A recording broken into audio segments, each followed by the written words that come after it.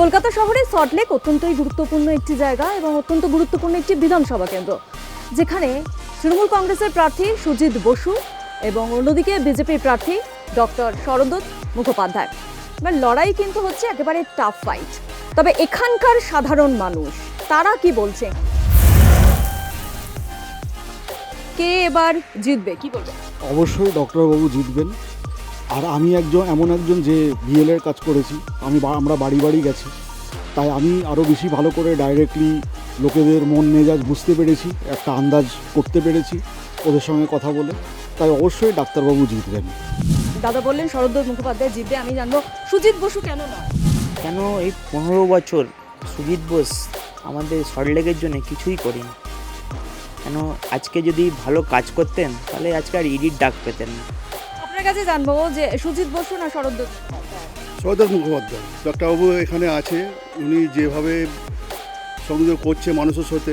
আর সুজিত বসু যদি কথা বলেন, উনি বিধাননগরে কিছুই কাজ করেন, শুধু ভাওতা দিয়ে গেছে। সল্টলেকে তো বলা হচ্ছে যে উন্নয়ন অনেক হয়েছে, সুজিত বসু অনেক উন্নয়ন করেছে। এগুলো কারা বলছে আপনি দেখুন, যারা প্রক্সি দিয়ে জিতেছে আজকের ডেটে আপনি দেখুন যে বিধাননগরে 116 বিধাননগরে 48,000 সামথিং ভোট বাদ হয়ে গেছে, টোটালি প্রক্সিতে উনি জিতেছে। শরদত্ত মুখোপাধ্যায় না সুজিত বসু? দেখুন, এবার লড়াই হচ্ছে আমাদের বিধাননগরের ধর্ম আর অধর্মের লড়াই। যে আমাদের ধর্মে রক্ষা করবে তাকে আমরা সল্টলেকের জনগণ ভোট দেব। কি কি পাননি বলুন তো সল্টলেকে? প্রথমত একটা স্মার্ট সিটি প্রকল্প, যেটা থেকে আমরা বঞ্চিত হয়েছি। ওল্ড এজ সিটি হয়েছে সল্টলেক, সেখানে নিরাপত্তা নেই, চুরি হচ্ছে, ছিনতাই হচ্ছে, সেগুলোর কোনো রকম কোনো কিছু সুরাহা হচ্ছে না। তো এইগুলো হচ্ছে সব থেকে বড় কনসার্ন। সাধারণ মানুষ যারা রয়েছে তারা বলছেন যে সল্টলেকে এখনো উন্নয়ন অনেক বাকি। শরদত্ত মুখোপাধ্যায় না মুখার্জি সাহেব বেস্ট, আমার ভগবান, উনি ছাড়া কেউ জিতবে না। সুজিত বোসকে সবাই মানুষ ওর ভালো মুখোশটা জানে।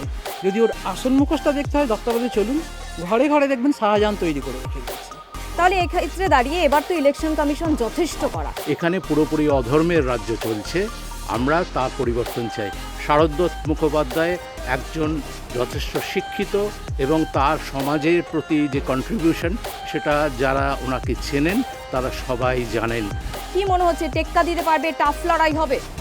দেখা হবে ঠিক না, মানুষ একটা পরিবর্তন চাচ্ছে। কি মনে হচ্ছে, সুজিত বসু তিনি আসবেন নাকি চিকিৎসক শরদত্ত মুখোপাধ্যায়?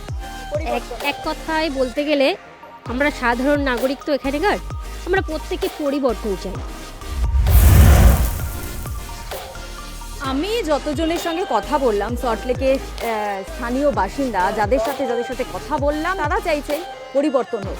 পরিবর্তন কি সত্যি হবে, তার জন্য তো অপেক্ষা করতে হবে 4 মে পর্যন্ত। ক্যামেরায় জ্যোতির সঙ্গে স্বপ্না, নিউজ টাইম, কলকাতা।